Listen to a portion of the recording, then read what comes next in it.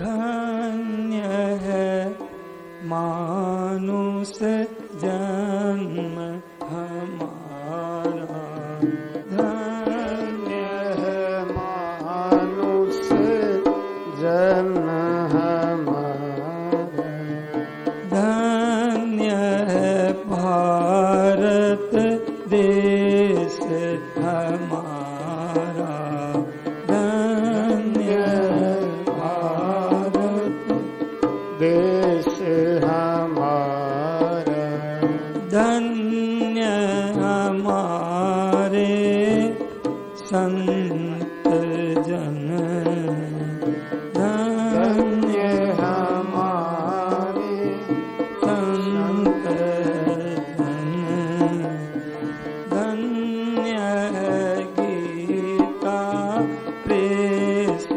हमारी, धन्य है गीता देश हमारी, धन्य हमारा भारत देश, धन्य हमारा भारत देश, धन्य धन्य है गीता प्रेस, धन्य धन्य गीता देश, धन्य हमारे, धन्य भागवत संत हमारे, धन्य भागवत संत हमारे,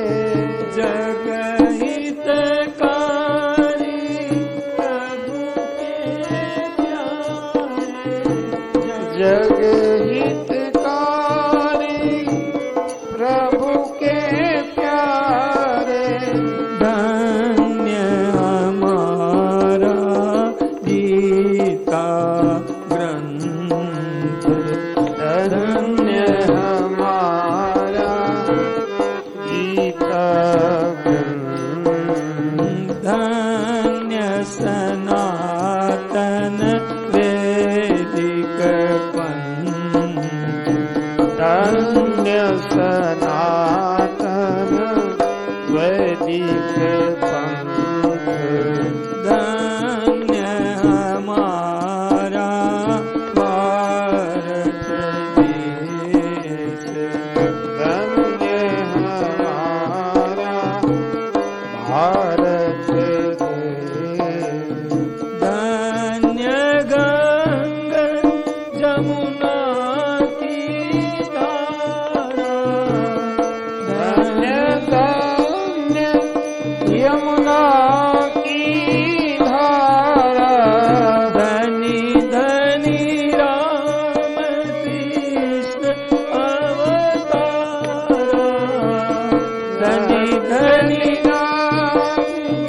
कृष्ण अवतार, धन्य हमारा मानस ग्रंथ, धन्य हमारा द्वादश, हाँ धन्य हमारे तुलसी संत, धन्य हमारे तुलसी संत, धन्य हमारा भारत देश, धन्य हमारा भारत देश, धन्य अयोध्या मथुरा काशी, धन्य अयोध्या मथुरा काशी, धन्य गौरी शंकर कैलासी, धन्य गौरी शंकर कैलासी,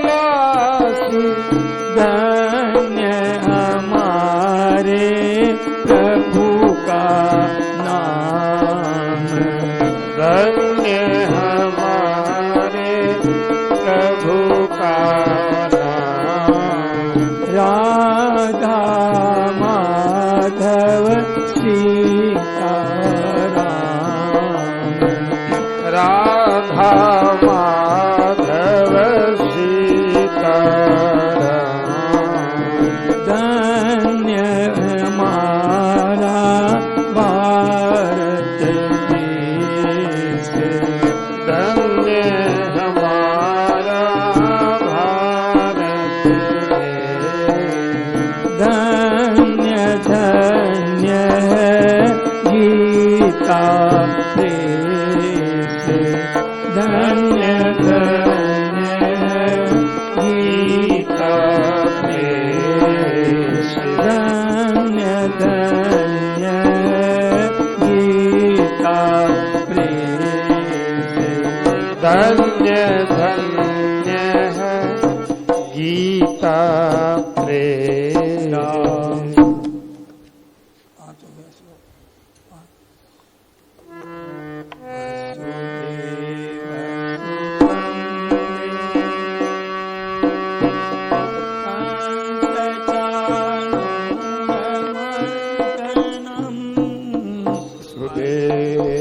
सुदेवसुतं देवं कंसचाणूरमर्दनम्। देवकी परमानन्दम् कृष्णं वन्दे जगद्गुरुम्। देवकी परमानन्दम् कृष्णं वन्दे जगद्गुरुम्। अजो सन्नव्ययात्मा भूतानामीश्वरोऽपि सन्। अजोऽपि सन्नव्ययात्मा भूतानामीश्वरोऽपि सन्। प्रकृतिं त्वमधिष्ठाय सम्भवाम्यात्ममायया। प्रकृतिं स्वामधिष्ठाय गोपाल सम्भवाम्यात्ममायया। यदा यदा हि धर्मस्य ग्लानिर्भवति भारत। यदा यदा हि धर्मस्य ग्लानिर्भवति भारत।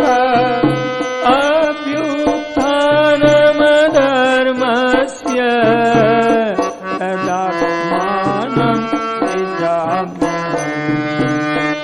अभ्युत्थानं धर्मस्य तदात्मानं सृजाम्यहम्।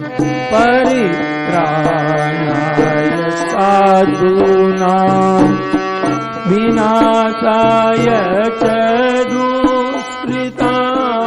परित्राणाय साधूनां विनाशाय च दुष्कृतां। धर्म संस्थापनार्थाय संभवामि। धर्म संस्थापनार्थाय संभवामि युगे युगे। जन्म कर्म च मेदिव्य मेवं यो वेत्ति तत्त्वतः। जन्म कर्म च मेदिव्यमेवं यो वेत्ति तत्त्वतः। त्यक्त्वा देहं पुनर्जन्म नैति मामेति त्यक्त्वा देहं पुनर्जन्म नैति मामेति सोऽर्जुन। वीतराग भय क्रोधा मन्मया मामुपाश्रिता। वितराग भय क्रोधा मन भया मामुपासिता भयो ज्ञान तपसा उठावत भाव मागता भयो ज्ञान तपसा उठावत भाव मागता वसुदेव सुतं देवं कंसचाणूरमर्दनम् वसुतं देवं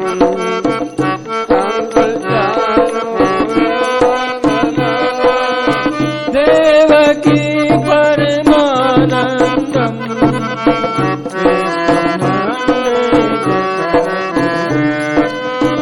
देवकी परमानन्दं कृष्णं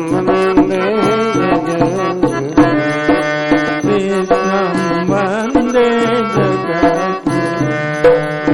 कृष्णं वन्दे हे नाथ हे मेरे नाथ मैं आपको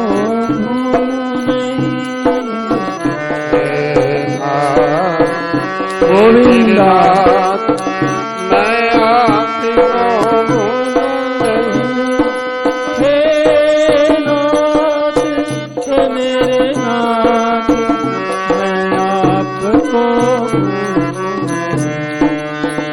हे नाथ हे मेरे नाथ मैं आपको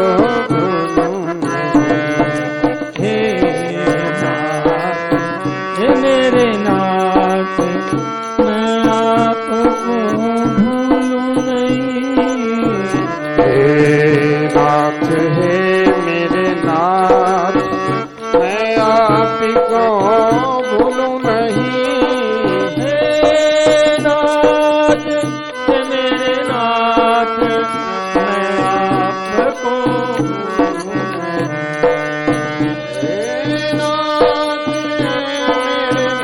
नाथ मैं आपको भूलूं नहीं हे नाथ हे मेरे नाथ मैं आपको भूलूं नहीं हे नाथ हे मेरे नाथ मैं आपको भूलूं नहीं भूलूं नहीं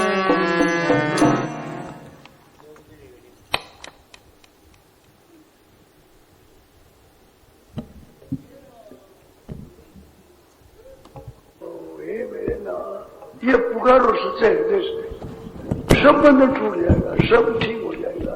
अरे मैं भगवान का हूँ, भगवान मेरे है, सिवाय भगवान का मेरा कोई नहीं है, मेरा कोई नहीं, मैं और किसी का नहीं हूँ, केवल भगवान का हूँ, भगवान केवल मेरे है। ये खास बात है, ये हमारी खोज की खास बात है।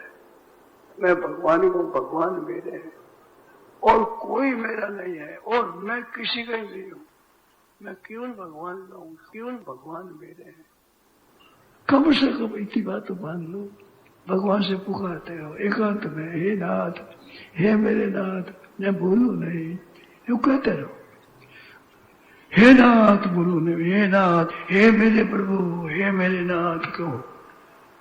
आप गए गुजरे हैं, आसन आपके अच्छे नहीं है, सब ठीक हो जाएंगे, कुशल हो जाए।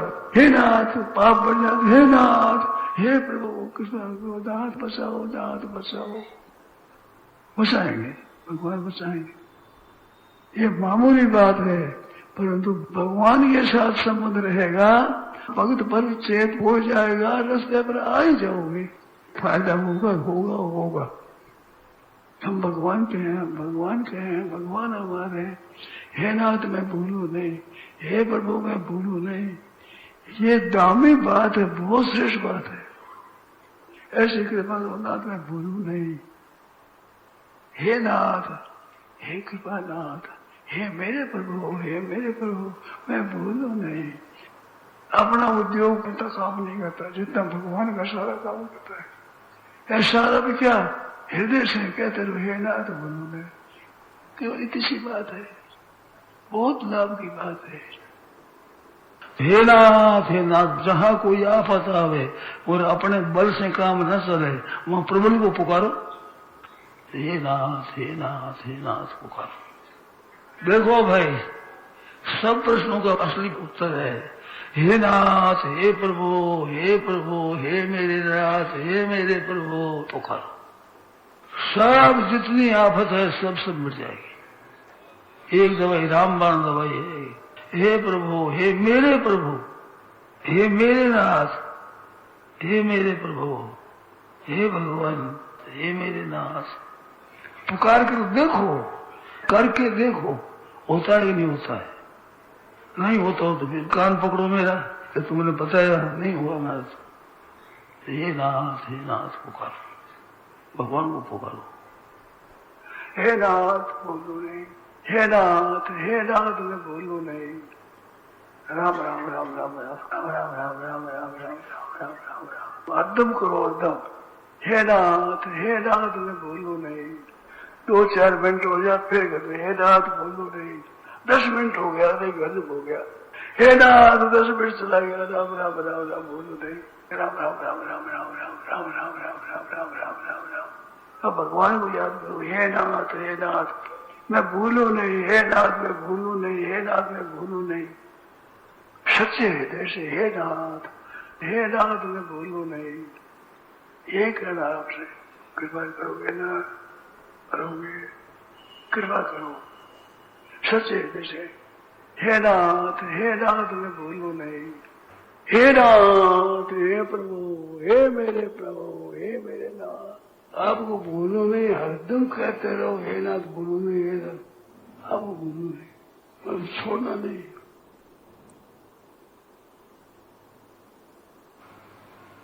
कर्मयोग, ज्ञान योग, भक्ति योग, ये 3 योग है। इस बार जो आपको ठीक समझे वो करो। इसमें भक्ति योग की महिमा ज्यादा है, तो सुगम पड़ता है। हे नाथ, हे मेरे नाथ। आप कुछ जाने न जाने भगवान को पुकारो, हे प्रभु, हे प्रभु। जो कुछ नहीं जानता है भगवान को पुकारता है। बच्चा क्या जानता है? वो जानता है कुछ नहीं, माँ माँ माँ करता है बस, तो उसको जरूरत नहीं है माँ माँ।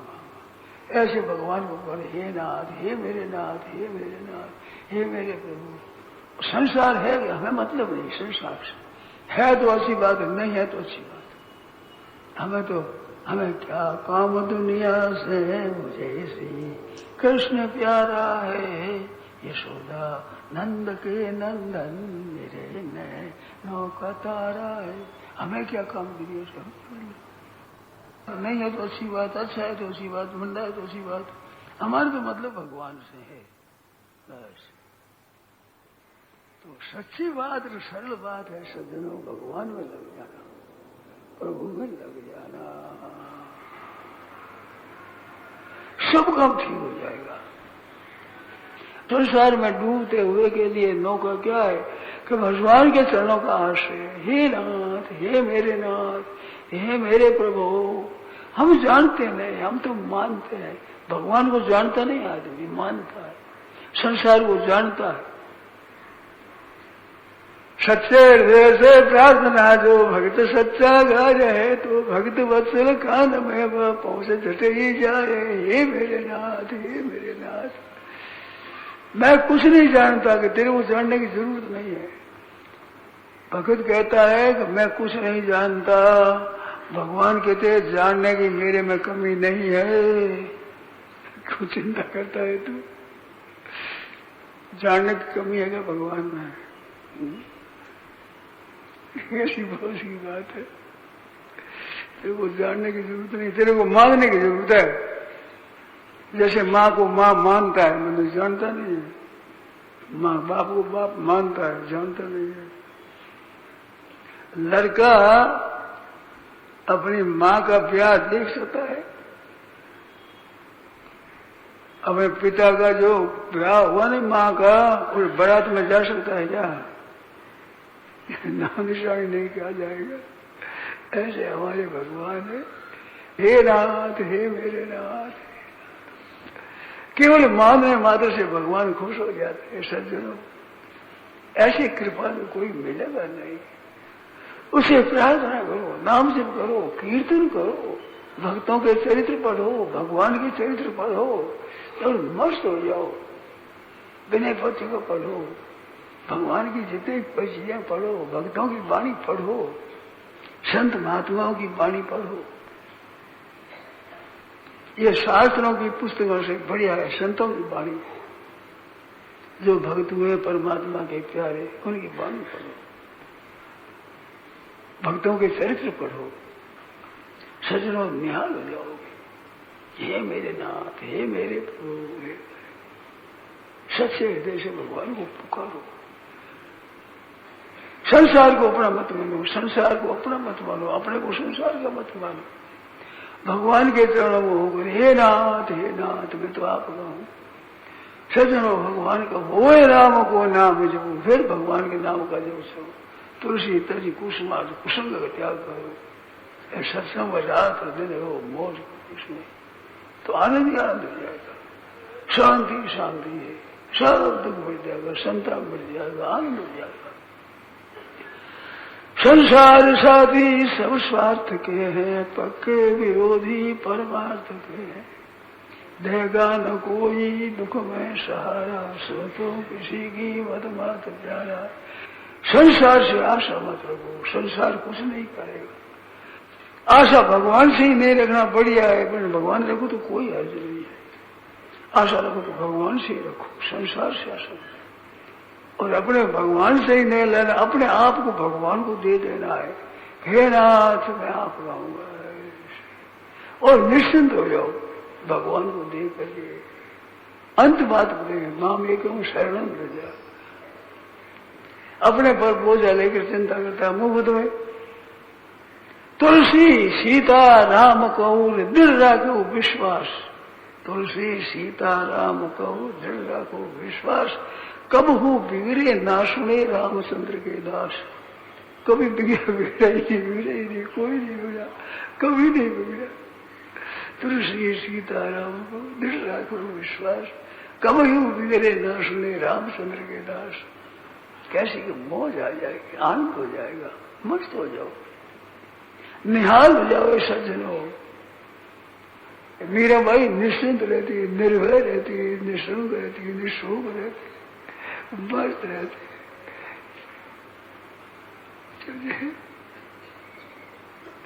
मैं तो गोविंद रा गुण गाशा राणा जी, मैं तो गोविंद रा गुण गाशा समझे। हरी रुचि कहाँ जा सकता, राम जी गोविंद रा गुण गाशा। सज्जनों एक बहुत ही बढ़िया चीज है, ये बहुत ही उत्तम चीज है। आजकल की चीज बहुत काम की चीज है। हे नाथ, हे मेरे स्वामी, हे मेरे प्रभु, मेरे प्रभु लगाना, मेरे मेरे अपना बात कहते मेरी बा मेरी बा मेरी बा। ऐसे मेरे नाथ, हे मेरे प्रभु, ऐसा मेरे घर पुकारो, सब काम ठीक हो जाएगा। और वास्तव में मेरे भगवान ही है, राम सो हेतु जग माई। और कोई है नहीं ऐसा भगवान के समान। एक भगवान ही हमारे हैं। हरदम चलते फिरते हे नाथ, हे मेरे प्रभु, हे मेरे। आपको जो इष्ट हो, राधे श्याम सीताराम गौरी शंकर कुछ भी कहो, आपका जो इष्ट है वो उस इष्ट को राधे श्याम राधे श्याम राधे श्याम राधे श्याम राधे राधे राधे राधे राधे राधे राधे लग जाओ, सच्चे रहते हो। निश्चिंत हो जाओ, निर्भय हो जाओ, निशंक हो जाओ, निशोक हो जाओ। बिल्कुल संदेह मत हो, किंचित मात्र भी। मौज हो जाएगी, आनंद हो जाएगी।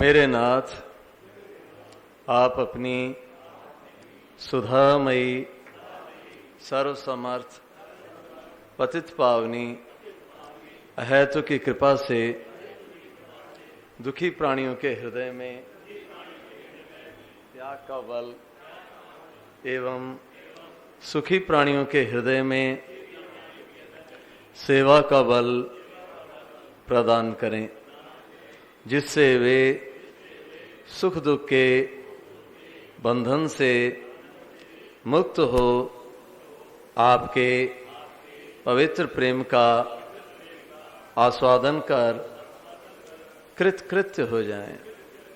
हे नाथ, हे मेरे नाथ, मैं आपको भूलूं नहीं। नारायण नारायण नारायण नारायण नारायण। देखो स्वामी जी महाराज जी की वाणी बहुत शांति देने वाली है। हम सबको परम श्रद्धेय स्वामी जी महाराज जी की वाणी को बड़े ध्यान और बड़े आदरपूर्वक सुनना चाहिए। स्वामी जी की वाणी से बहुत शांति मिलती है, बहुत शांति मिलती है। कानों में उनके शब्द पढ़ते रहें तो ये साक्षात भगवान की वाणी है। ये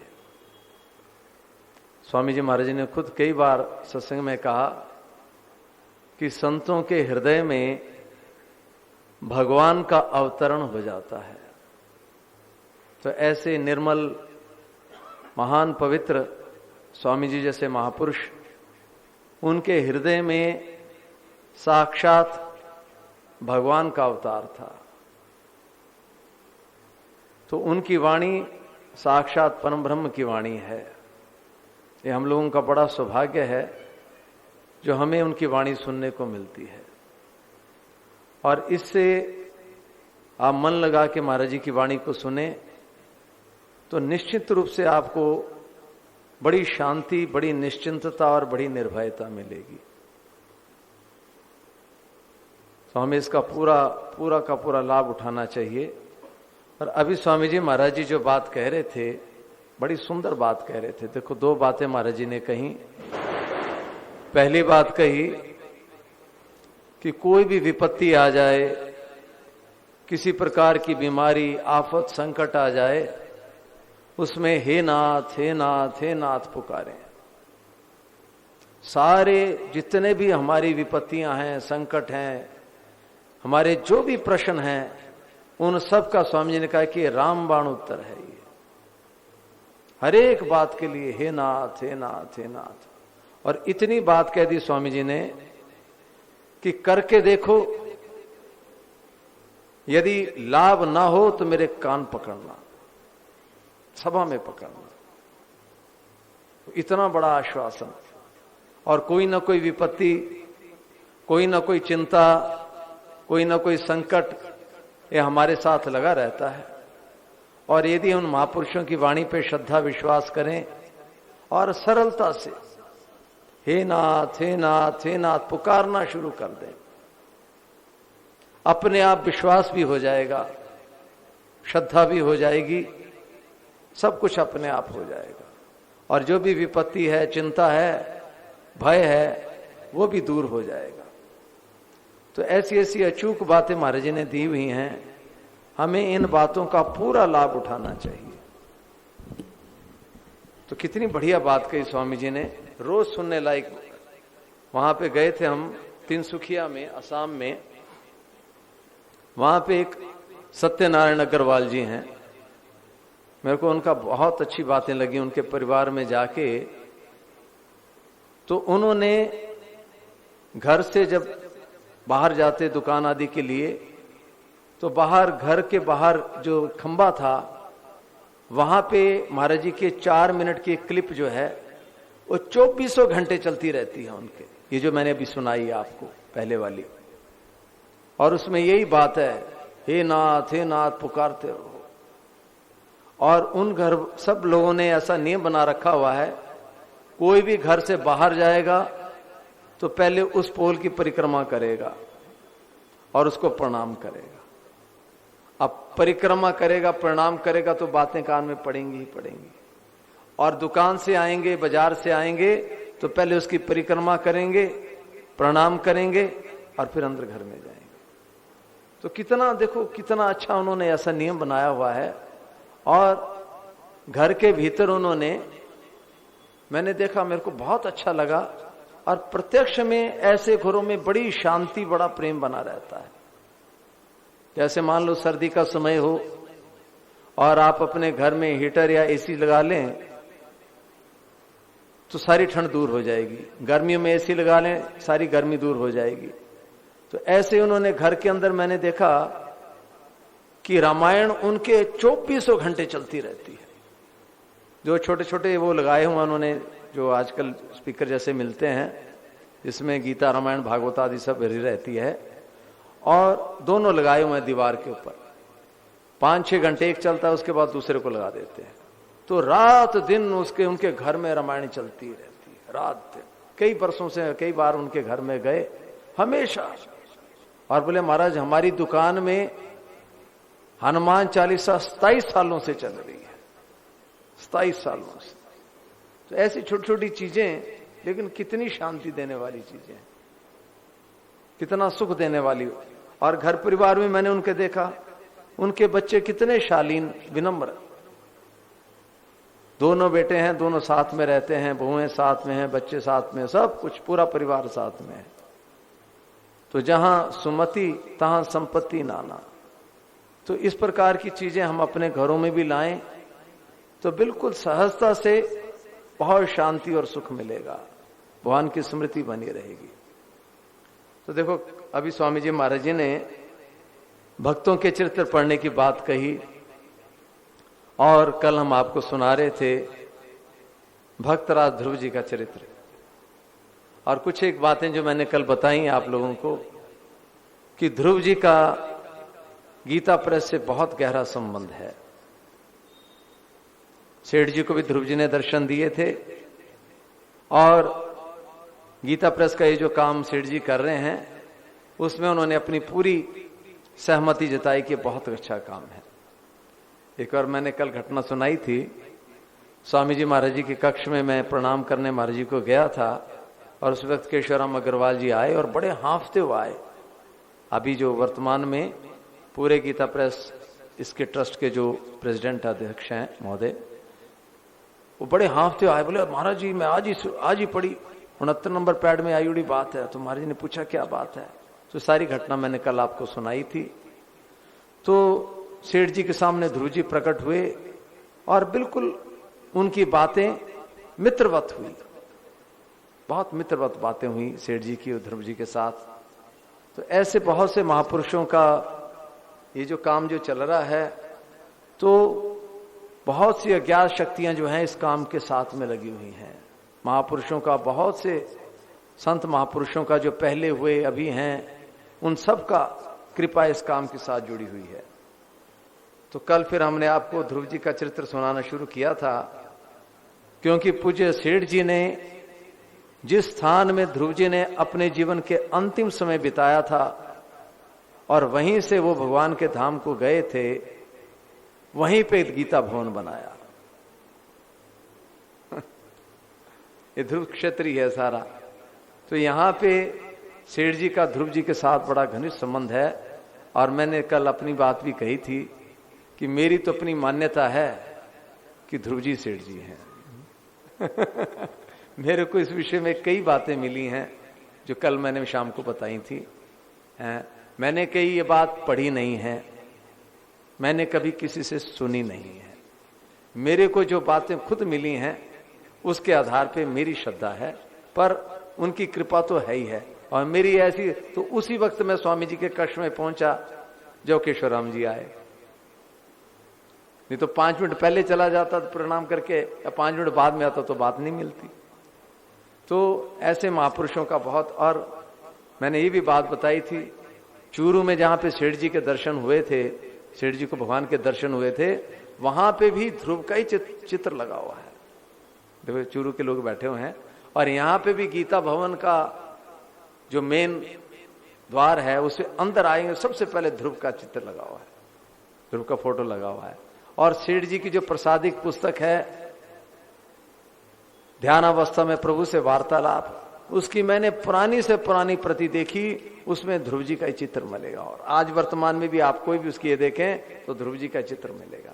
तो ऐसी बहुत सी मेरे को बातें मिली हैं इसके अलावा भी, जिससे मेरा ऐसा निश्चय हो गया कि सेठ जी ध्रुव जी हैं और ये भगवान के निज परिकर हैं, निज पार्षद हैं। और जब भी भगवान को धर्म की संस्थापना करनी होती है तो इन लोगों को भेजते हैं। देखो अकेले ध्रुव जी ने कितना बड़ा काम किया। तो मैं तो कहीं पे भी जाता हूं तो ध्रुव जी का चित्र, उनकी बातें जरूर सुनाता हूं, क्योंकि उनका बड़ा अनुग्रह है। तो कल हमने आपको सुनाया था थोड़ा सा उसका ध्रुव जी के चरित्र में, कि सबसे पहले कल बात आई थी कि ब्रह्मा जी के का ही एक पुत्र है, उसका नाम है अधर्म। धर्म भी ब्रह्मा जी का पुत्र है और अधर्म भी ब्रह्मा जी का पुत्र है। और अधर्म का विवाह किससे हुआ? मृषा से। मृषा मतलब झूठ। तो मान लो अधर्म के मार्ग में हम गए, कोई भी हमारे से ऐसा पापाचरण हो गया, झूठ बोल दिया तो फिर आप नरक में जाओगे। पर कोई भी गलती हो गई, सच सच कह दो।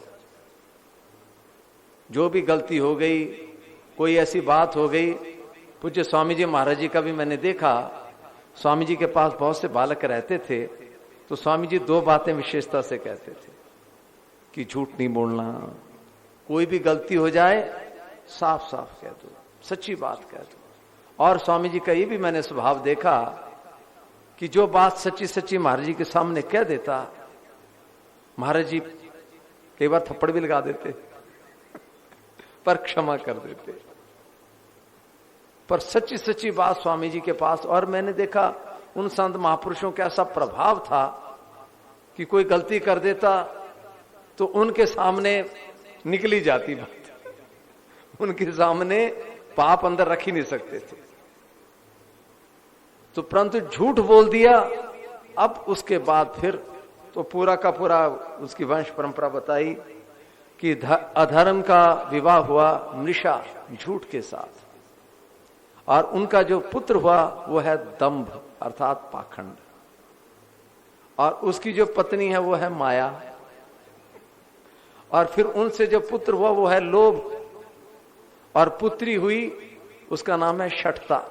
और देखो यहां पे बहन भाई का विवाह हो रहा है, क्योंकि अधर्म का राज है ना, तो जहां पे अधर्म है वहां पे सारे कर्म अधार्मिक होंगे। तो दंभ और माया का विवाह हुआ, ये दोनों भाई बहन हैं, और उनसे संतान हुई लोभ और शठता। इन दोनों भाई बहन का भी विवाह हो गया, और उनसे पैदा हुए हिंसा और क्रोध। उनसे पैदा कौन हुए? लोभ और शठता से क्रोध और हिंसा, ये भी भाई बहन।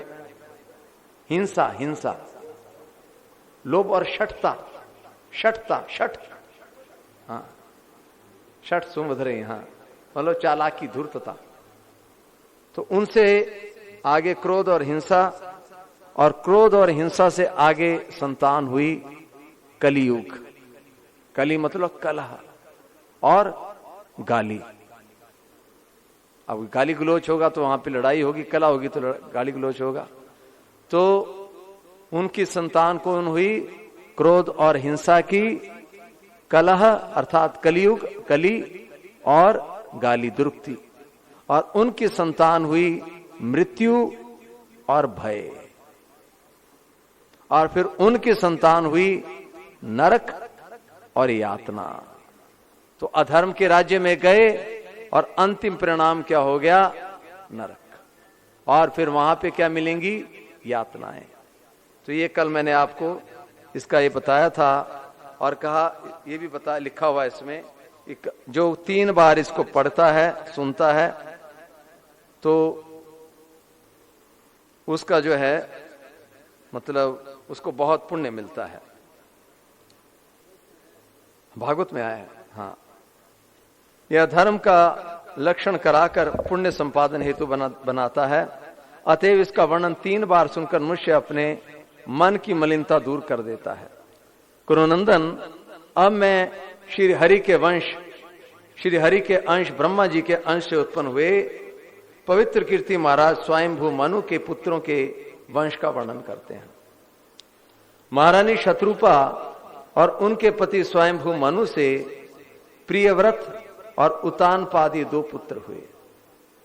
महारानी शत्रुपा और उनके पति स्वयंभू मनु से प्रियव्रत और उतानपादी 2 पुत्र हुए।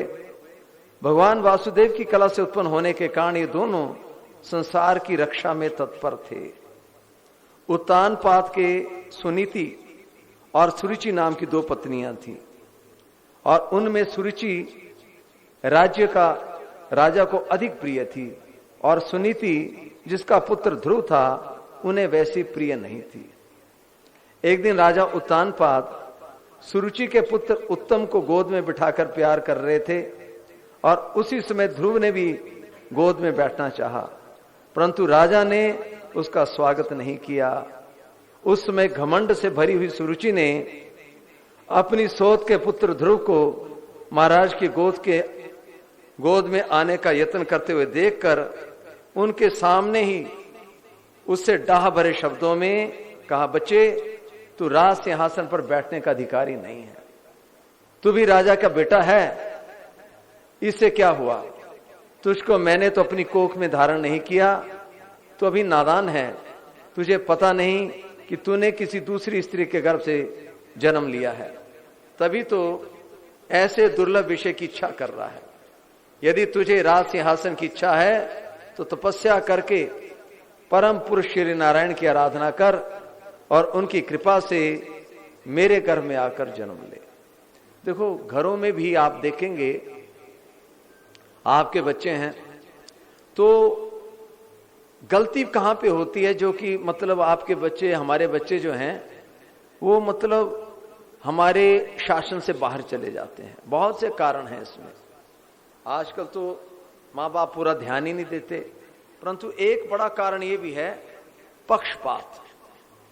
प्राय करके घर में जो थोड़ा माता पिता की थोड़ी सेवा करता है उसके प्रति माँ बाप का विशेष थोड़ा भाव हो जाता है और दूसरे की थोड़ी अवहेलना शुरू हो जाती है।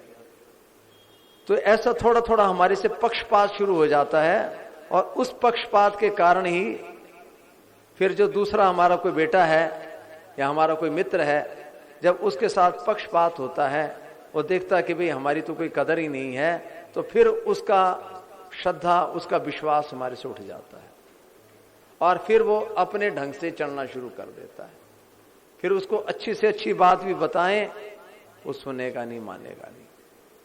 तो ये पक्षपात जो हो जाता है ना, देखो एक बहुत बड़ी बात है कि इस संसार में सबसे महत्वपूर्ण भगवान है। इस संसार में सबसे ज्यादा महत्वपूर्ण भगवान है। जब तक हमारे हृदय में भगवान रहेंगे तब तक हमारे द्वारा न्याय धर्म आदि सब कुछ होगा।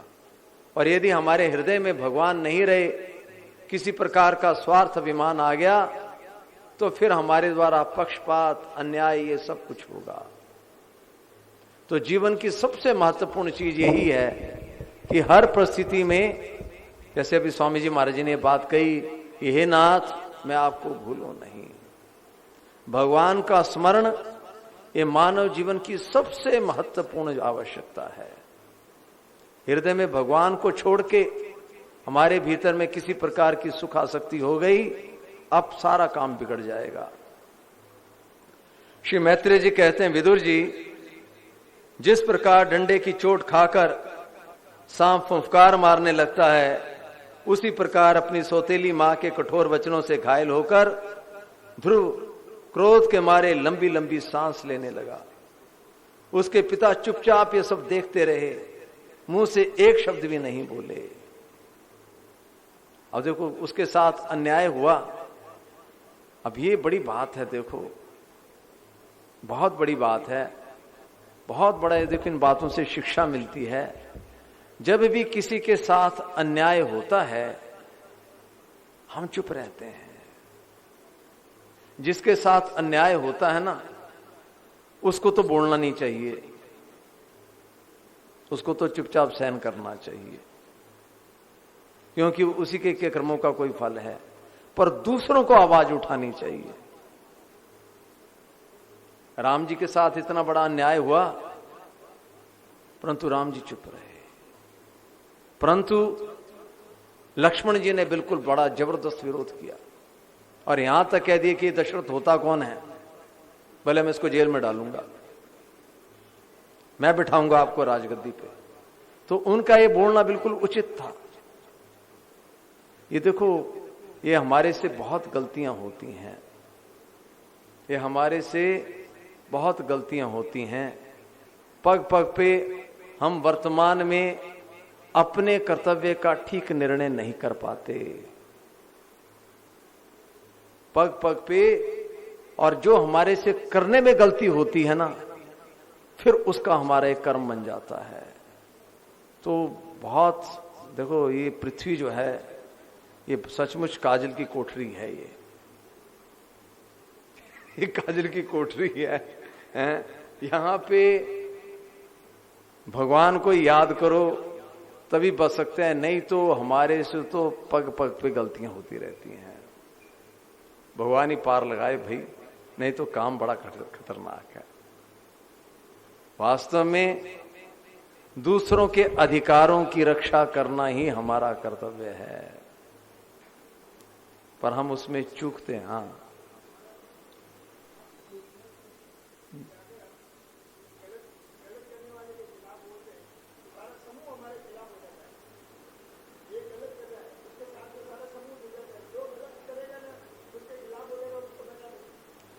देखो तभी बात सही है, आपकी बात सही है।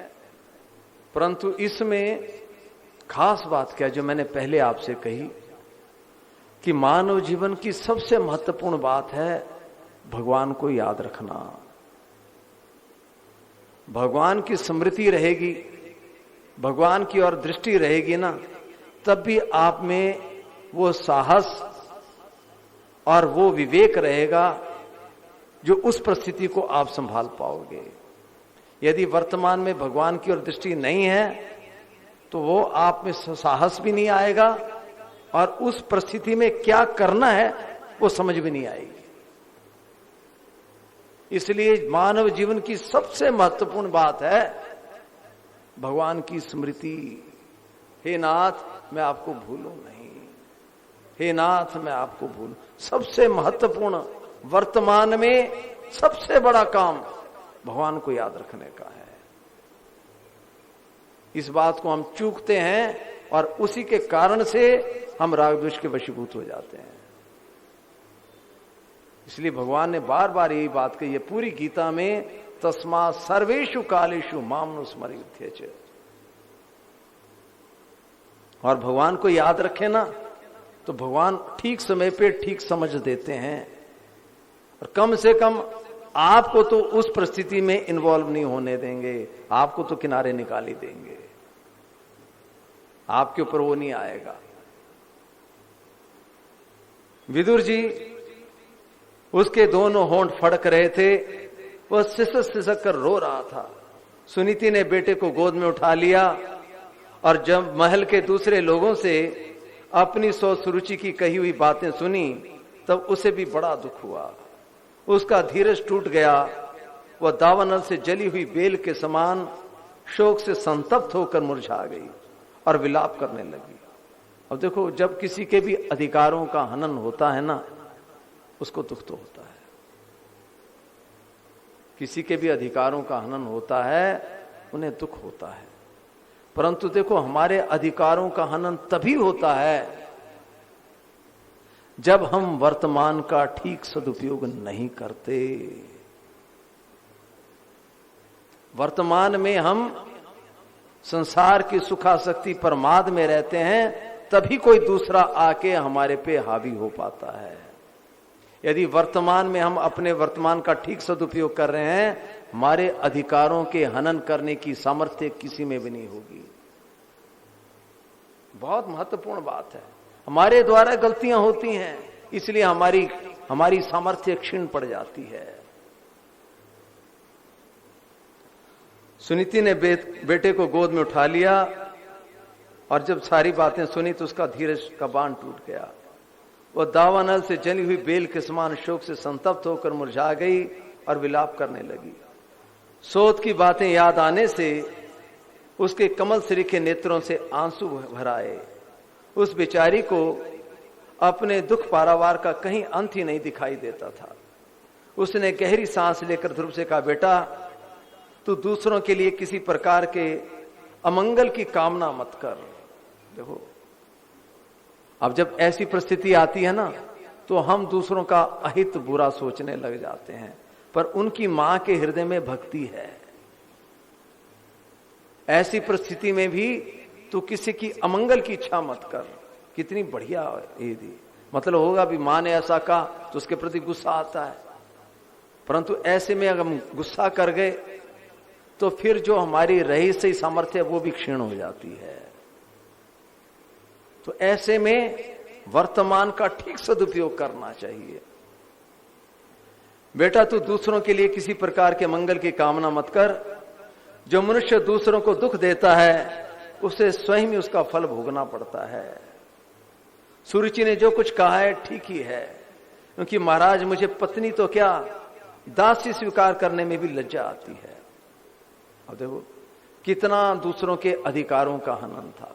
इसलिए जब राम जी राजा बने ना, तो उन्होंने देखा कि जब हमारी माता कौशल्या जो थी, तो कौशल्या जी के बाद में कैकेयी, सुमित्रा आई, तो सारा का सारा तंत्र कैकेयी के हाथ में ही था। कौशल्या जी की भी कोई बात चलती नहीं थी। तुलसीकृत रामायण में तो ये बात विशेषता से नहीं लिखी है, लेकिन दूसरी रामायणों में आता है। इसलिए लक्ष्मण जी बड़े क्रोधित हुए, और राम जी ने जब विवाह हुआ तो व्रत ले लिया कि मैं एक पत्नी व्रत का ही निर्वाह करूंगा, क्योंकि उन्होंने खुद देखा था कि जब दूसरी पत्नी आ गई तो इनके अधिकारों का हनन होगा। तो अपने जीवन में इस बात को, जो भी उनकी कुल में गलत परंपराएं थी, सारी उन्होंने छोड़ दी। तो राम जी भी दूसरा विवाह कर सकते थे। सुरुचि ने जो कुछ कहा है ठीक ही कहा, क्योंकि महाराज मुझे पत्नी तो क्या दासी स्वीकार करने में भी लज्जा आती है उन्हें। तूने मुझ मंदभागिनी के गर्भ से जन्म लिया है और मेरे ही दूध से पला है। बेटा सुरुचि ने तेरी सौतेली मां होने पर भी बात बिल्कुल ठीक कही है कि यदि राजकुमार उत्तम के समान राज सिंहासन पर बैठना चाहता है तो द्वेष भाव छोड़कर उसी का पालन कर। बस अधोक्षज, मतलब जिनके अक्ष जो हैं कमल के समान हैं, भगवान के चरण कमलों की आराधना में लग जा। संसार का पालन करने के लिए सत्व गुण को अंगीकार करने वाले उन श्री हरि के चरणों की आराधना करने से ही तेरे परदादा श्री ब्रह्मा जी को वह सर्वश्रेष्ठ पद प्राप्त हुआ है, जो मन और वाणी को जीतने वाले मुनियों के द्वारा भी वंदनीय है। कितनी बढ़िया शिक्षा दी कि तेरी मां ने बात तो ठीक कही, अब कोई डाह मत कर और भगवान की भक्ति में लग जा। इसी प्रकार तेरे दादा स्वयंभू मनु ने भी बड़ी बड़ी दक्षिणाओं वाले यज्ञों के द्वारा अनन्य भाव से उन्हीं भगवान की आराधना की थी, तभी उन्हें दूसरों के लिए अत्यंत दुर्लभ लौकिक अलौकिक तथा मोक्ष सुख की प्राप्ति हुई। बेटा तू भी उन भक्त वत्सल श्री भगवान का आश्रय ले।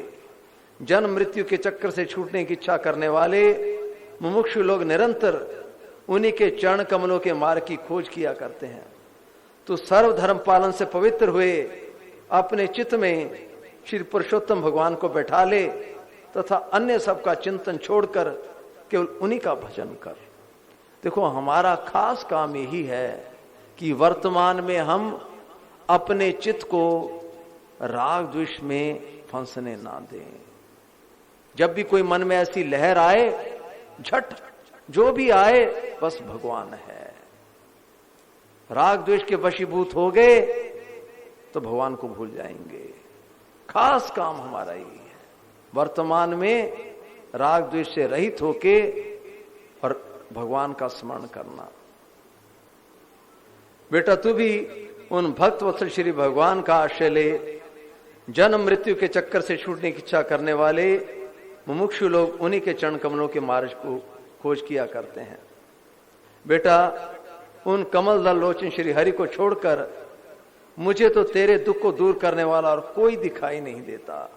देख, जिन्हें प्रसन्न करने के लिए ब्रह्मा आदि अन्य सब देवता ढूंढते रहते हैं, वे श्री लक्ष्मी जी भी दीपक की भांति हाथ में कमल लिए निरंतर उन्हीं श्री हरि की खोज किया करती हैं। तो भगवान के चरणों की हम ये करें तो लक्ष्मी अपने आप हमारे पास आएंगी, क्योंकि भगवान श्री के चरणों में लक्ष्मी का सदा का नित्य निवास है। माता सुनीति ने जो वचन कहे वे अभीष्ट वस्तु को प्राप्ति मार्ग दिखलाने वाले थे, अतः उन्हें सुनकर ध्रुव ने बुद्धि द्वारा अपने चित्त का समाधान किया और इसके बाद वे पिता के नगर से निकल पड़े। यह सब समाचार सुनकर और ध्रुव क्या करना चाहता है इस बात को जानकर नारद जी वहां आए। तो नारद जी तो सदा साथ में रहते हैं। हमारी संस्कृति के सबसे बड़े रक्षक नारद जी हैं। सबसे बड़े हमारे संस्कृति के मंगल चाहने वाले नारद जी हैं। और हमारी गीता प्रेस पे भी नारद जी की बड़ी कृपा है।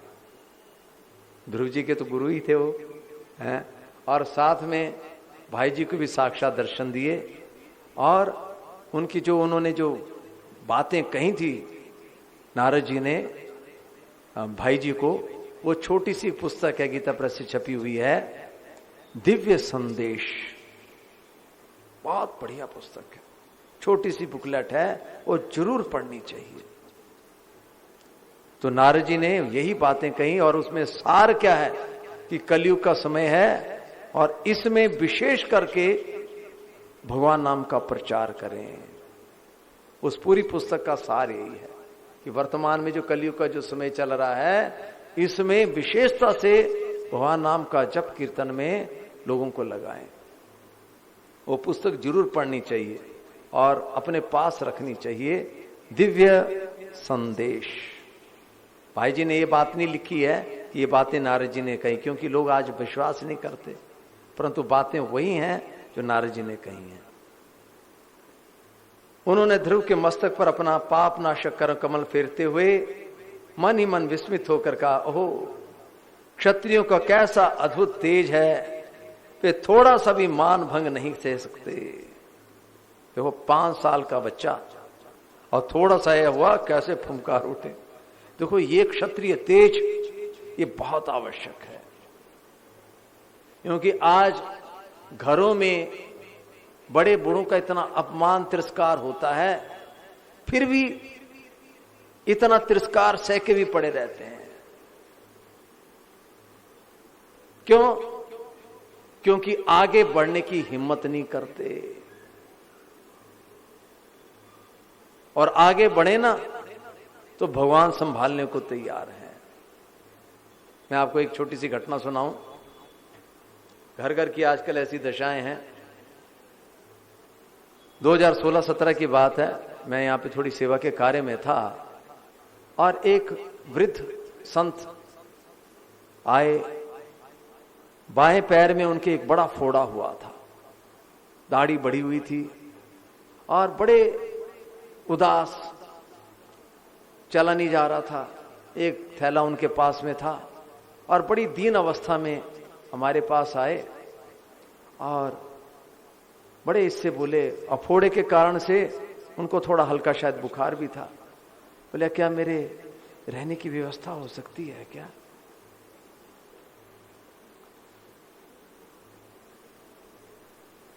तो उनके बड़ा दुख था उनके भीतर में। मैंने कहा हमारा जाइए। फिर उनको मैंने कुटिया खोल दी। मैंने कहा रहें आप। फिर उसके बाद उनका परिचय लिया कि कहां से आए, तो उन्होंने कहा मैं कर्नाटक से हूं। फिर उसके बाद थोड़ी उनसे वार्तालाप हुई तो उन्होंने अपनी घटना बताई। वो पढ़े लिखे थे, इंजीनियर थे और किसी प्राइवेट कंपनी के मैनेजर थे। तो फिर उन्होंने पूरी घटनाक्रम बताया कि घर में प्राय रोज हर दूसरे चौथे दिन कलह रहती, बेटे के साथ उनकी, और पत्नी भी बेटे का साथ देती, और कई बार इतनी ज्यादा हो जाती कि मैं बिल्कुल आपे से बाहर हो जाता। मैंने कई बार कहा कि आप लोग ऐसे ही करेंगे तो मैं घर छोड़ के चला जाऊंगा, पर वो सुना ही नहीं करते। बोले एक दिन रात को 8 बजे के आसपास की बात है, इतना मेरा उनके साथ ही हो गया और मैं इतने गुस्से में आ गया और उसी वक्त नाइट सूट पहना हुआ था, घर छोड़ के चला गया। मेरे पास कुछ नहीं था। अब नाइट सूट में तो लोग रुपया पैसा रखते नहीं, और चला गया और पूरी रात चलता रहा, पूरी रात चलता रहा। और रात रात में मैं कोई 30 किलोमीटर चला गया, इतने मैं गुस्से में था, दुखी था।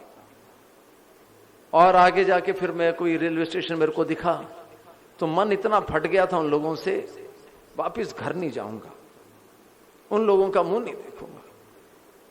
तो संयोग से ट्रेन जा रही थी तिरुपति, अब कहां जाएं, तो ट्रेन में बैठ गए, तिरुपति चले गए।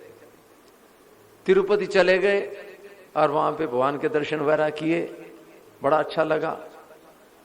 पास में कुछ नहीं, खाएं क्या, भूख लगी, मांगने की आदत नहीं, मांगे कैसे। बैठ गए और बड़े उदास थे, अब क्या करें क्या करें। तो पास में, बोले मैं बैठा हुआ था, मेरे पास में 100 रुपए का नोट पड़ा हुआ था। भगवान देखो कैसे कैसे व्यवस्था करते हैं। मैं 2 घंटे तक बैठा रहा, इंतजार करता रहा भी शायद कोई किसी का होगा आके ले जाए, कोई नहीं आया। तो फिर मेरे को लगा कि भगवान ने मेरी व्यवस्था की। मैंने 100 रुपया उठाया और कुछ खा पी लिया। अब सोचा अब क्या करें, और ट्रेन कन्याकुमारी जा रही, चलो कन्याकुमारी चलते। ट्रेन में बैठे कन्याकुमारी चले गए। वहां पे अब देखो नाइट सूट से, और कोई उनके पास कपड़ा एक ही बस नाइट सूट पहना हुआ था। तो वहां पे बैठा था, वहां पे चला गया कन्याकुमारी। विवेकानंद जी के प्रति श्रद्धा भी थी। तो वहां पे समुद्र के किनारे बैठा हुआ था, भूख लगी थी। तभी कोई सज्जन आए और 2 बड़े बड़े अमरूद दे दिए। अमरूद खा लिए। भगवान देखो कैसे कैसे ये करते हैं।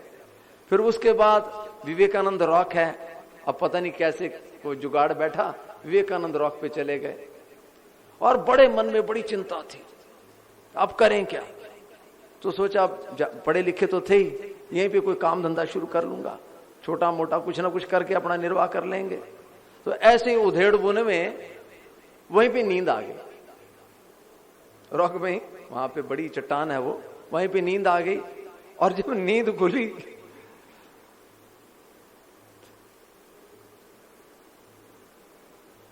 तो किसी ने गेरुए रंग का वस्त्र ऊपर उड़ा दिया हुआ था। ओ महाराज ऐसा उत्साह आया, बस अब तो साधु बनेंगे, हैं, कुछ नहीं करना। फिर वहां से काशी चले गए, फिर वृंदावन, वहां पे घूमते घूमते फिर हमारे पास आए। तो सारी मैंने कहा महाराज आप बड़ी निश्चिंतता से रहे, और बड़े सज्जन व्यक्ति। रोज सवेरे 2:45 बजे उठ जाना और गंगा जी में 3 बजे स्नान करना, और रोज सवेरे लेके झाड़ू लेके पूरी सड़क साफ करनी उन्होंने। और लगभग 7-8 महीने हमारे पास रहे। फिर बद्रीनारायण चले गए। बोले अब मैं कुछ दिन वहां जाऊंगा। मैं कहा ठीक है महाराज। फिर वहां पे रहे 5-6 महीने और खूब मोटे होके आ गए। महाराज जी आप तो बढ़िया तगड़े हो गए। तो ऐसे ऐसे उसके बाद उन्होंने संन्यास भी ले लिया। अभी भी कुछ दिन पहले आए थे। माधव जी से बड़ी अच्छी मित्रता है, माधव जी बड़ा ख्याल रखते हैं उनका, आप भी जानते हैं, पप्पू जी भी जानते हैं उनको, हैं? हाँ वही बड़े सज्जन। तो कैसे कैसे भगवान जो है रक्षा करते हैं। नहीं गए नहीं गए, वापिस नहीं गए। ध्रुव ने कहा भगवान, अच्छा। तत्पश्चात नारद जी ने ध्रुव से कहा बेटा अभी तो बच्चा है, खेल कूद करने में मस्त रहता है। हम नहीं समझते कि हम उससे किसी बात से तेरा सम्मान या अपमान हो सकता है।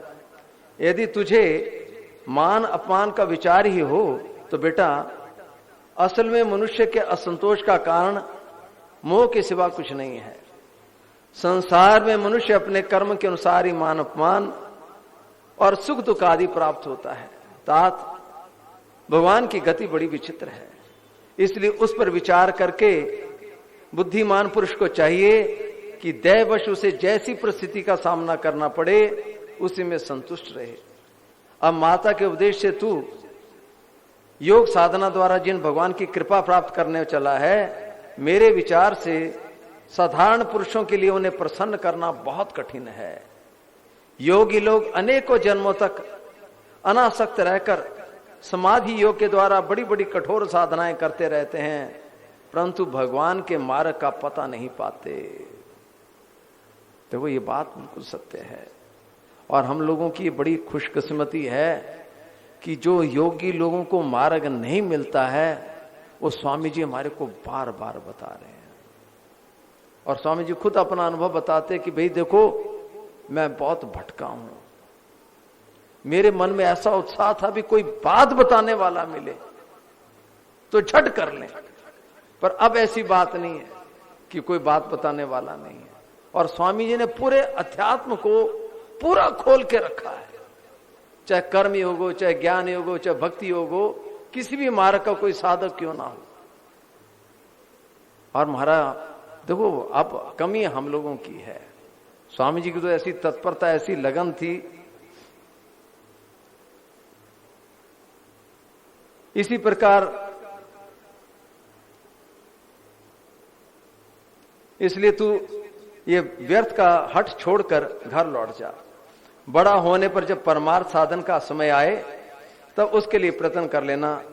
विधाता के विधान के अनुसार सुख दुख जो कुछ भी प्राप्त हो उसी में चित्त को संतुष्ट रखना चाहिए। यूं कहने वाला पुरुष मोहमय संसार को पार हो जाता है। मनुष्य को चाहिए कि अपने से अधिक गुणवान को देखकर प्रसन्न हो और अपने से कम गुणवान हो उस पर दया करे। जो अपने समान गुण वाला हो उससे मित्रता का भाव रखे। ऐसा करने से उसे कभी दुख नहीं सता सकता। ध्रुव ने कहा भगवान सुख दुख से जिनका चित्त चंचल हो जाता है उन लोगों के लिए आपने कृपा करके शांति का बहुत अच्छा उपाय बताया है। ध्यान से सुनना। देखो देखो इनके वाणी में ना सत्यता है।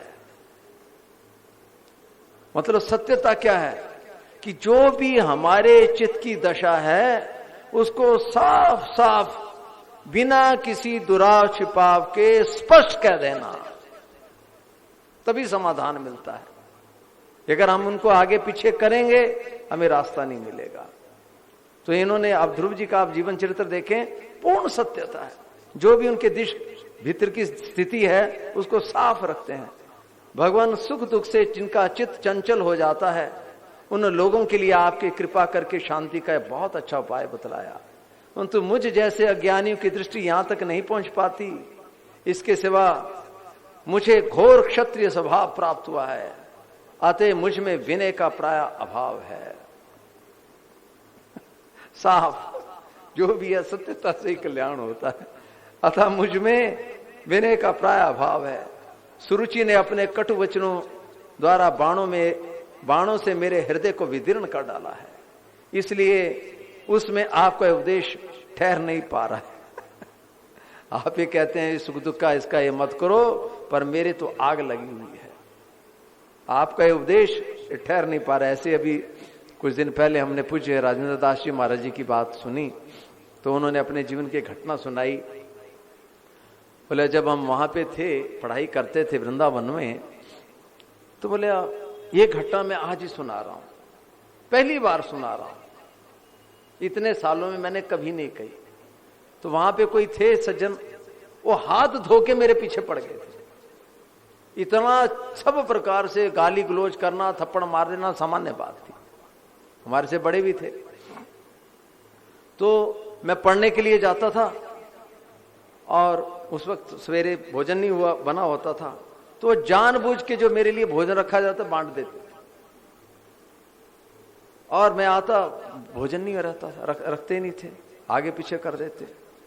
बड़ा ही होता, एक तो पढ़ाई करके आए और यहाँ पे 1-1:30 बज जाता और कुछ नहीं मिलता खाने को। तो अब फिर मेरे को पता लगता उन्होंने ऐसा कर दिया, खुले बता भी देते थे। अब उसके बाद फिर जब मैं पहुंचता तो और कई विद्यार्थी पढ़ने के लिए आ जाते थे मेरे पास। फिर उनको पढ़ाने लग जाता। फिर शाम को 7 बजे के आसपास जब ब्यालू होता रात्रि का, तो उसमें 1-2 रोटी मिलती थी, क्योंकि एक टाइम ही बनता था। सुबह का जो बचा होता तो 1-2 रोटी महाराज जी देते थे। तो बोले ऐसा रोज नहीं होता था, मतलब महीने में 4-5 बार ऐसा हो जाता कि बस शाम तक 1 आधी रोटी से काम करना पड़ता। तो कई बार मैंने, हमारा मन में बड़ा दुख होता है कि महाराज जानबूझ के ऐसा करते हैं। तो मैंने गुरुजी से कहा, तो एक बार क्या उनकी, और फिर पढ़ने के लिए गुरुजी ने कह दिया कि इसको भी पढ़ाओ। अब उनको बड़ा है, अरे इसको कैसे पढ़ाऊं मैं तो फिर भी मैं उनको पढ़ाता।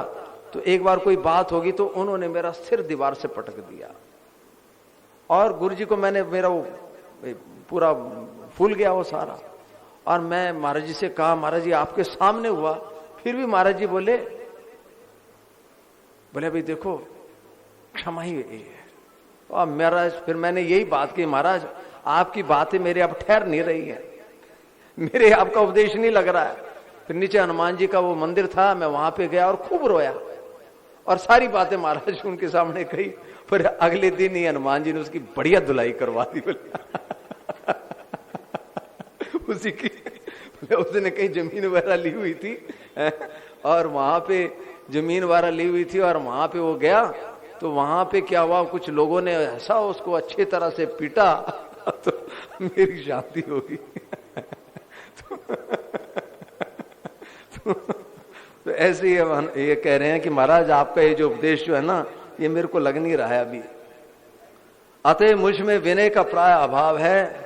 सुरुचि ने अपने कटु वचन रूप बाणों से मेरे हृदय को विदीर्ण कर डाला है, इसलिए आपका उपदेश ठहर नहीं पा रहा है। ब्राह्मण, मैं उस पद पर अधिकार करना चाहता हूं जो त्रिलोकी में सबसे श्रेष्ठ है। अब देखो, ये बात ध्रुव जी में थी, और यही बात सेठ जी में भी थी। यही बात सेठ जी में, एक कुर्सी है वो भी खाली है। ध्रुव जी का भी वही थी कि वो उस पद में चाहता हूं, और सेठ जी के भी वही ये थी, एक कुर्सी खाली है। तो वो दोनों ऐसी, मेरे को बहुत सी बातें मिली जिससे मेरे को निश्चय है ध्रुव जी सेठ जी है पूरी उम्र उस कुर्सी के उसमें रहे हो। उस पद पर अधिकार करना चाहता हूं जो त्रिलोकी में सबसे श्रेष्ठ तथा जिस पर मेरे बाप दादे आदि दूसरे कोई भी आरूढ़ नहीं हो सके हैं। आप मुझे उसी की प्राप्ति को कोई अच्छा मार्ग बतलाएं। आप भगवान ब्रह्मा जी के पुत्र हैं और संसार के कल्याण के लिए ही वीणा बजाते हुए सूर्य की भांति त्रिलोकी में विचरण करते रहते हैं। श्री मैत्री जी कहते हैं, ध्रुव की बात सुनकर भगवान नारद जी बड़े प्रसन्न हुए और उस पर कृपा करके इस प्रकार सदुपदेश देने लगे। नारद जी ने कहा, बेटा तेरी माता सुनीति ने तुझे जो कुछ बताया है वो तेरे लिए परम कल्याण का मार्ग है। भगवान वासुदेव का यही उपाय है, इसलिए तू चित्त लगाकर उन्हीं का भजन कर। देखो, बड़ी सावधानी चाहिए, हर वक्त हमें इतनी सावधानी चाहिए कि हमारे चित्त में कहीं भी किसी प्रकार से भी कोई राग द्वेष पैदा ना हो। ये कहीं ना कहीं या तो अभिमान या उदासीनता या फिर दीनता। हर वक्त देखो, मैंने ये बात कई बार कही है कि मानव जीवन का सबसे श्रेष्ठ गुण क्या है? क्या है? आत्मनिरीक्षण। अध्यात्म मार्ग में सारी की सारी जितनी भी ये पूरी साधना है ना, ये आत्मनिरीक्षण पे ही टिकी हुई है। हर वक्त हमारा अपना हर वक्त निरीक्षण करते रहो कि कब हमारा चित्त राग द्वेष के वशीभूत हो गया। थोड़ा भी आत्मनिरीक्षण में आपकी कमजोरी रही तो कोई ना कोई विकार आपके ऊपर हृदय में जमा लेगा, झटाझट जमा लेगा। तो हर वक्त प्राप्त विवेक के प्रकाश में अपने दोषों को देखना बहुत महत्वपूर्ण बात है, और यही बात गीता में है। गीता में भी शुरू में अर्जुन का बड़ा स्पष्ट आत्मनिरीक्षण है। हरि के चरणों की सेवा कर जिस पुरुष को अपने, अच्छा, श्री मैत्री जी कहते हैं, ध्रुव की बात सुनकर भगवान नारद बड़े प्रसन्न हुए और उस पर कृपा करके ऐसा बोले। नारद जी ने कहा, बेटा तेरी माता सुनीति ने तुझे जो कुछ बताया है वो तेरे लिए परम कल्याण का मार्ग है। भगवान वासुदेव ही का वो उपाय है, इसलिए तू चित्त लगाकर उन्हीं का भजन कर। जिस पुरुष को अपने लिए धर्म, अर्थ, काम और मोक्ष रूप प्रसाद की अभिलाषा हो, उसके लिए उसकी प्राप्ति का उपाय एकमात्र श्री हरि के चरणों का सेवन ही है। बेटा तेरा कल्याण होगा। अब तू यमुना जी के तटवर्ती परम पवित्र मधुवन को चला जा और वहां श्री हरि का नित्य निवास है। वहां श्री कालिंदी के निर्मल जल में तीनों समय स्नान करके नित्य कर्म से निवृत्त हो, यथा विधि आसन बिछाकर स्थिर भाव से बैठना। तो क्या उपदेश दिया? वहां कालिंदी के निर्मल जल में तीनों समय स्नान करके। ये देखो, साधना में, हमारी सनातन संस्कृति में स्नान का बड़ा महात्म्य है। स्नान करते ही हमारा जो आलस्य है, प्रमाद है, ये सारे गायब हो जाते हैं। कम से कम 2 बार तो जरूर करना चाहिए, और 3 बार करें तो अति उत्तम। घर परिवार में भी रहें, 2 बार तो जरूर करना चाहिए। दुकान से भी आए, थके हुए हैं, स्नान करो, बिल्कुल ताजा हो जाओगे। और नहीं तो अगर स्नान नहीं करेंगे ना, तो साधन भजन करने की रुचि पैदा नहीं होगी, और स्नान करते सारा तमोगुण रजोगुण जो है छंट जाता है। तो स्नान देखो कितनी बढ़िया उन्होंने पूज्य नारद जी ने बात बताई कि कालिंदी जी के निर्मल जल में तीनों समय स्नान करके नित्य कर्म से निवृत्त हो, यथा विधि आसन बिछाकर स्थिर भाव से बैठना। फिर रेचक, पूरक और कुंभक 3 प्रकार के प्राणायाम से धीरे धीरे प्राण, मन, इंद्रिय के दोषों को दूर करके धैर्य युक्त मन से परम गुरु श्री भगवान का इस प्रकार ध्यान करना। और सेठ जी अपने अब इसमें ध्यान खूब सिखाते थे। स्वामी जी ने कई बार कहा 3-3 घंटे सगुण साकार का, निर्गुण निराकार, बोले आंख बंद करके सेठ तो बस शुरू हो जाते, तो बस ध्यान में डूब जाते। भगवान के नेत्र और मुख निरंतर प्रसन्न रहते हैं। उन्हें देखने से ऐसा मालूम होता है कि वे प्रसन्नता पूर्वक भक्त को वर देने के लिए उद्यत हैं। उनकी नासिका, भौहें और कपोल बड़े ही सुहावने हैं। वे सभी देवताओं में परम सुंदर हैं। उनके तरुण अवस्था है, सभी अंग बड़े सुडोल हैं, लाल लाल ओंठ और रत्नारे नेत्र हैं। वे प्रणत जनों को आश्रय देने वाले, अपार सुखदायक, शरणागत वत्सल और दया के समुद्र हैं। उनके वक्षस्थल पर श्री वत्स का चिन्ह है। उनका शरीर सजल जलधर के समान श्याम वर्ण है।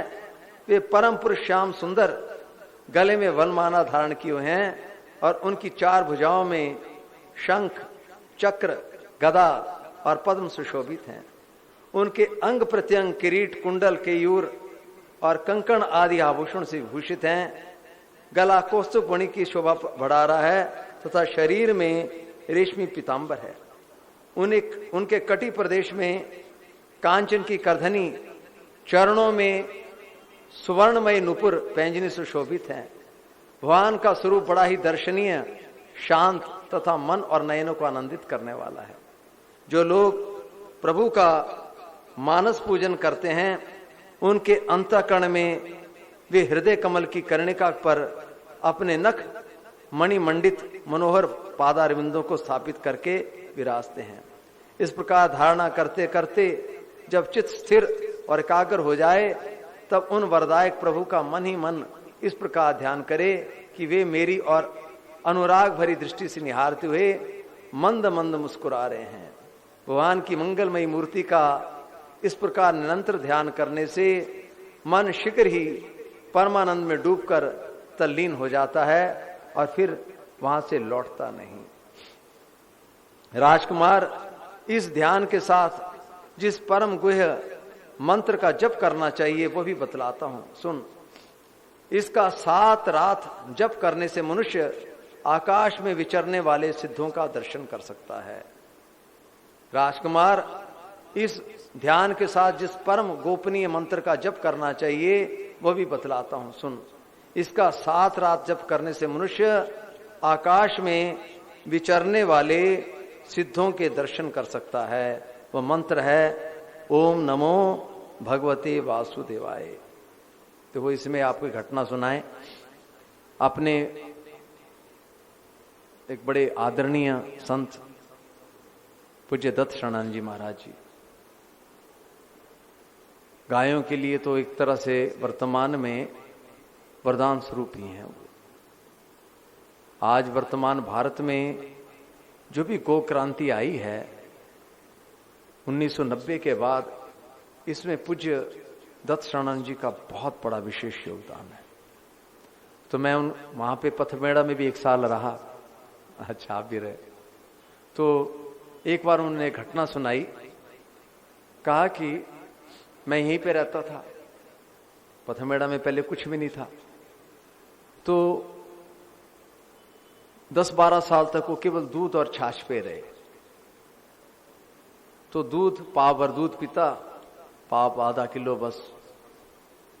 तो नाथ संप्रदाय की एक पुस्तक मेरे हाथ में आई और उसमें लिखा था कि कोई व्यक्ति 1 महीने तक केवल दुग्ध पान करके रहे और 100 प्राणायाम सुबह, 100 प्राणायाम दोपहर को, 100 प्राणायाम शाम को करे और बाकी समय ओंकार का जप करता रहे।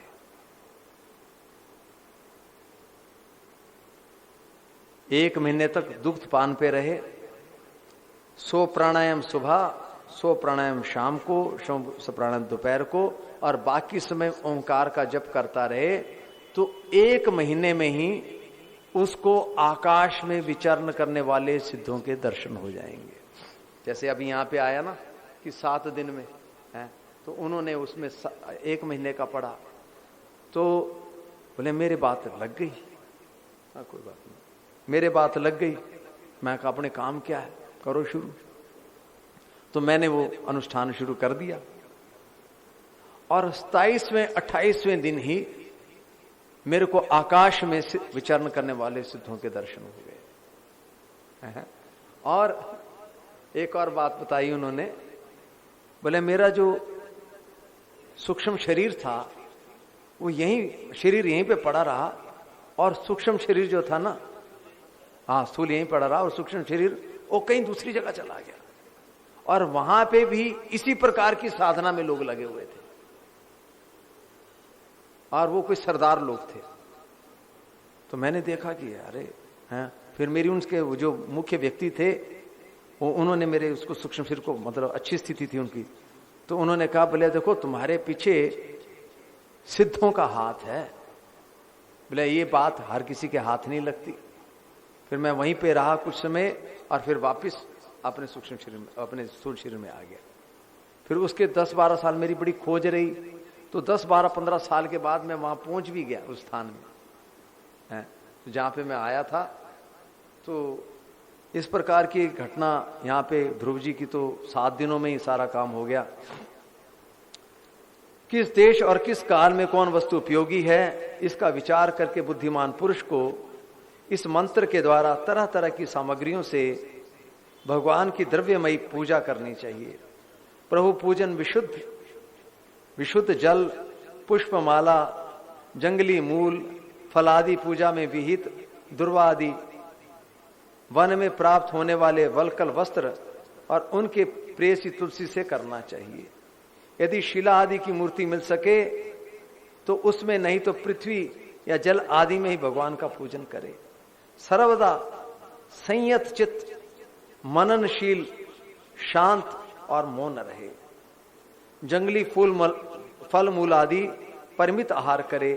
इसके सिवा पुण्य कीर्ति श्री हरि अपनी अनिवर्चनीय माया के द्वारा अपनी इच्छा से अवतार लेकर जो मनोहर चरित्र करने वाले हैं उनका मन ही मन चिंतन करता रहे। प्रभु की पूजा के लिए जिन जिन उपचारों का विधान किया गया है उन्हें मंत्र पूर्ति श्री हरि को 12 अक्षर मंत्र के द्वारा अर्पण करे। इस प्रकार जब हृदय स्थित हरि का मन, वाणी और शरीर से भक्तिपूर्वक पूजन किया जाता है तब वे निश्चल भाव से भली भांति भजन करने वाले अपने भक्तों के भाव को बढ़ा देते हैं और उन्हें उनकी इच्छा के अनुसार धर्म, अर्थ, काम अथवा मोक्ष रूप कल्याण प्रदान करते हैं। यदि उपासक को इंद्रिय संबंधी भोगों के वैराग्य हो गया हो तो मोक्ष प्राप्ति के लिए अत्यंत भक्तिपूर्वक अविच्छिन्न भाव से भगवान का भजन करे।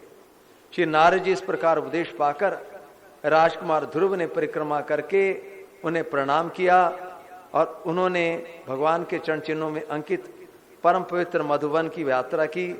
ध्रुव के तपोवन की ओर चले जाने पर नारद जी महाराज उत्तानपाद के महल में पहुंचे और राजा ने उनकी यथायोग्य उपचार से पूजा की। तब उन्होंने आराम से आसन पर बैठकर राजा से पूछा। अब जो पूछा वो हम आपको कल सुनाएंगे। अब हम थोड़ी देर प्रेम से भगवान नाम का कीर्तन करें।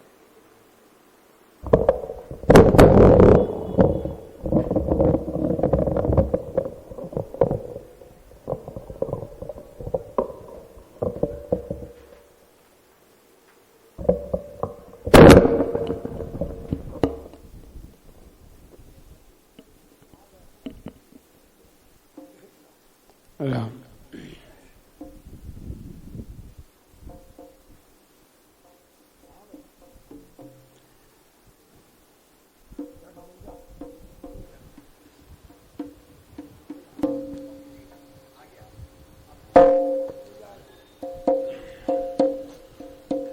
हरे राम हरे राम राम राम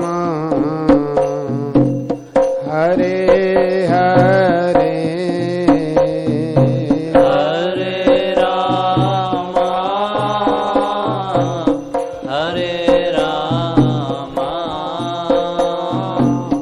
राम राम हरे हरे हरे कृष्ण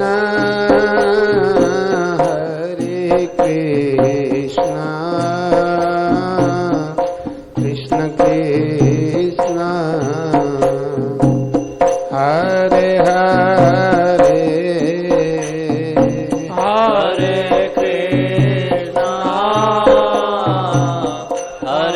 कृष्ण कृष्ण कृष्ण हरे हरे हरे राम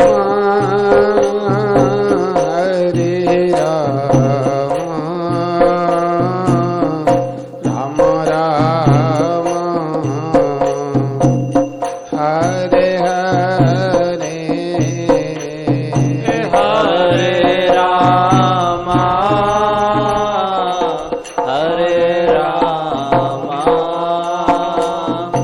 राम राम हरे हरे हरे कृष्ण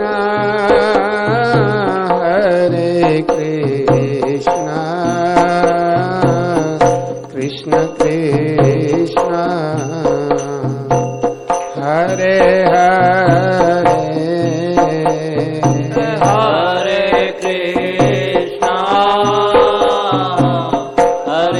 कृष्ण कृष्ण कृष्ण हरे हरे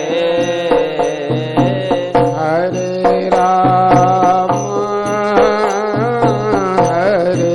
राम राम राम हरे हरे हरे राम हरे राम राम राम हरे हरे हरे कृष्ण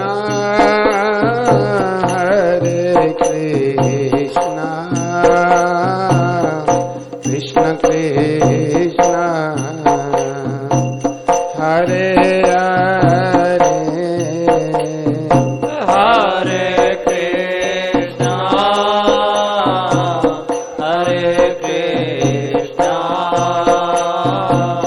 कृष्ण कृष्ण